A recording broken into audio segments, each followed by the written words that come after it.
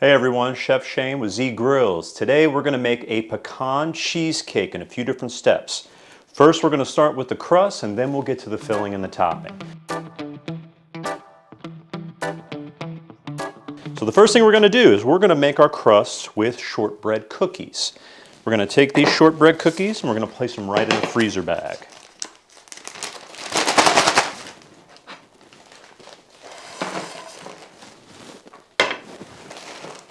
Now, when you get them in the freezer bag, you want to make sure that you get out excess air because you want to crush the cookies and that air is going to act as insulation. So let's get as much out as we can.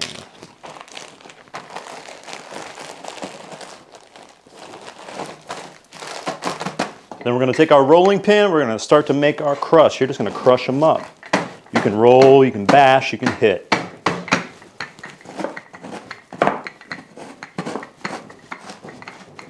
And as you notice, these shortbread cookies break up really nicely and evenly. All right, so there we have our shortbread crust. Now, a couple things you want to watch out for. You want to watch out for irregularity in pieces. You don't want them too big. But if there are different sizes similar together, you're going to get a nice layer of texture. We're going to dump the cookies right into our mixing bowl.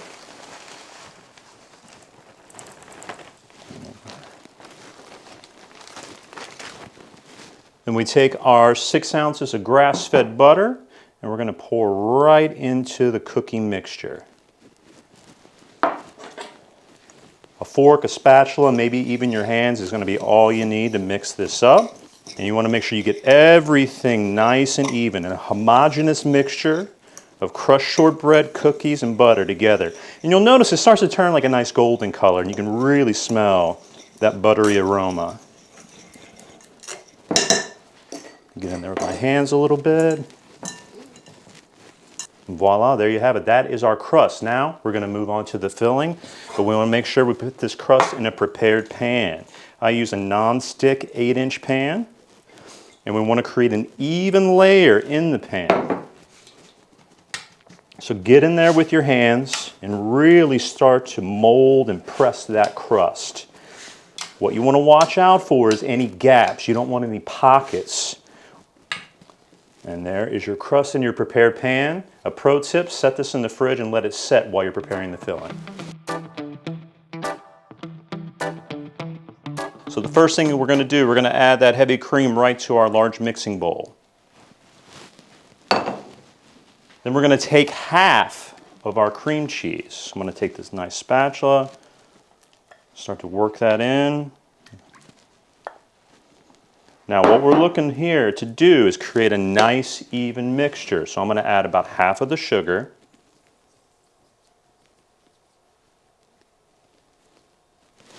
Now we start mixing. If you've got a nice electric mixer at home, that's really ideal. You can also use a KitchenAid electric hand mixture. But today I'm going to go old school and I'm going to break it up with a wooden spatula and a manual hand mixer.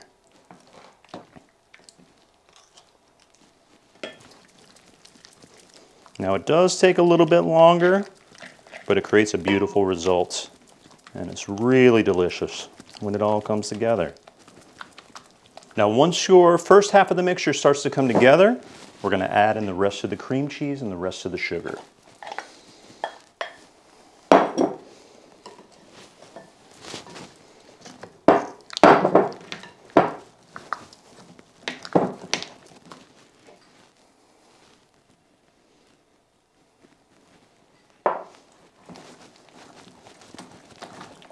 Once it starts to come together on the second half, we'll add in our vanilla. We're going to start to add our eggs. So I'm going to crack them in once at a time.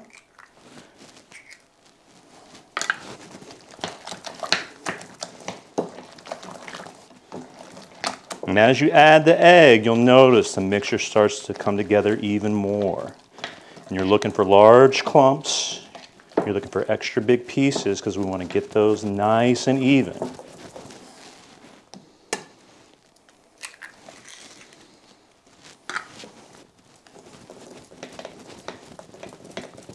It's starting to come together really nicely. One last little thing we're going to add to help with the consistency is we're going to put in a few tablespoons of cornstarch. That is going to help our cheesecake set and give it that nice, dense, creamy texture. Something chefs always remind me of is that as your mixture finally starts to come together and you see that it starts to become nice and creamy, you want to avoid over mixing. It's really easy to do with a hand mixer or a stand mixer. And folks, there we have it. That's our filling. It's ready to pour into the pan over our prepared crust. The last step we'll be moving on to is our topping. First thing we're going to do though, we're going to take the filling, we're going to transfer it to the pan over the crust. Grab any spatula that you have, whether it's wooden, metal, or synthetic silicone material, and we're just going to go right into the pan. We want to create again a nice even layer. And remember, keep in mind, if you're mixing by hand, you might have a few more little pieces that float around. There we go. We've got a nice even layer. First thing we're going to do, actually, is chop our whole pecans.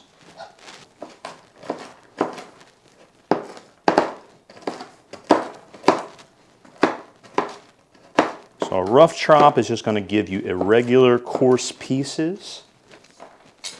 All right, so just a nice rough chop right into the bowl. If you got any guys floating around, they can join the party.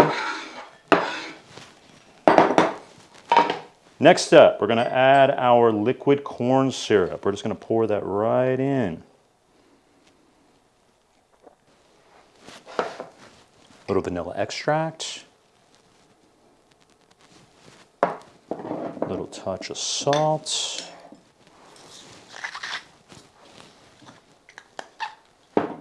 Now we're going to start to incorporate our eggs. I like to crack them right in the bowl.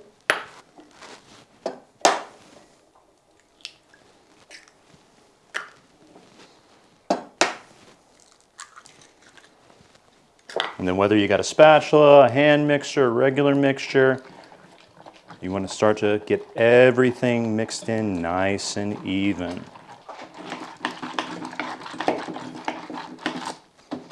And there we go. Once everything is mixed in nice and even, we're going to start to pour right over the top of our cheesecake.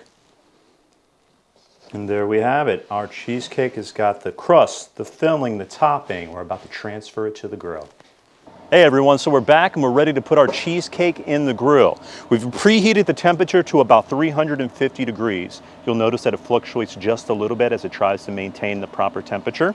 A couple things we've done. We've added foil to the outside of the pan and we've tented it up around the sides. And I've also got a cast iron skillet inside the grill that's been filled halfway with water.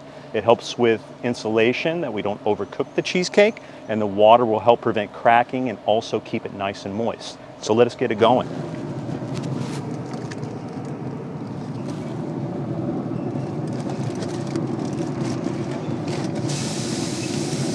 You'll notice I've got it sitting right inside. The water is actually touching the pan. I'm going to close it up now.